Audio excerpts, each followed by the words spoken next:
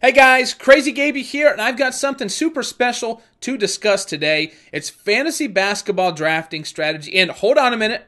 Before you walk away, before you turn this off, you might be thinking to yourself, Gaby, I already know how to draft a fantasy basketball team. How is this going to help me? Let me tell you, whether you are a seasoned veteran or a brand new rookie, I guarantee there's either a refresher here that's going to help you out, or it's going to completely revolutionize the way you select your team. So stick around. You'll be thankful you did. The first thing we have to tackle is what's the difference between a cash game and a tournament. Well, a lot of times people refer to a cash game as something that's a head-to-head matchup, heads up, double up, 50-50, triple up. There's a lot of different names, but one thing remains constant. It doesn't really matter if you finish, with the best score in the entire tournament or if you finish with a score that's just barely good enough to cash. Everybody wins the same amount of money.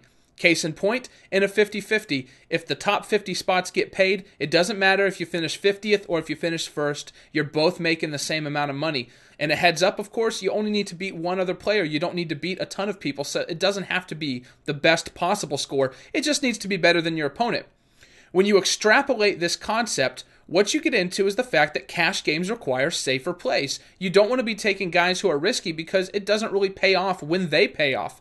Now, if you're looking at tournaments, which of course are guaranteed prize pools with staggered payouts, that's when you really get into the nitty-gritty of needing to find a guy with high upside, but also a fair amount of risk. Now, I'm going to give you an example here, and this is kind of a baseline you can use to determine which players to target moving forward.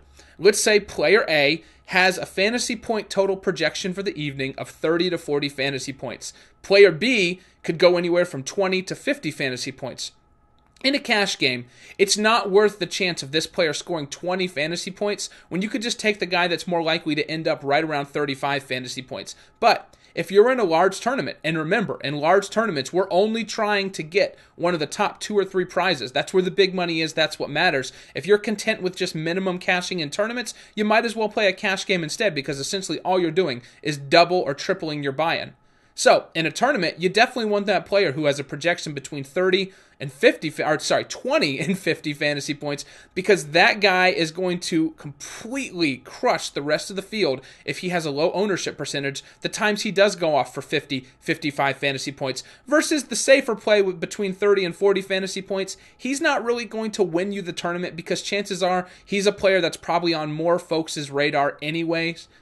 And he's just going to help you kind of, meander into the field, win a little bit of money. But again, you might as well use that player in a cash game as opposed to a tournament anyways. Now, there's one other thing that you have to be aware of, and that's in fantasy basketball. There's not as much upside in taking contrarian tournament plays as there are in other sports. To give you an example of this, in baseball, the biggest play you can get is a home run. In football, the biggest play is a touchdown. They're 7 and 6 fantasy points respectively, and they're much more of a random event than in basketball, where it's the same action repeated over and over and over again that gives a player their fantasy value.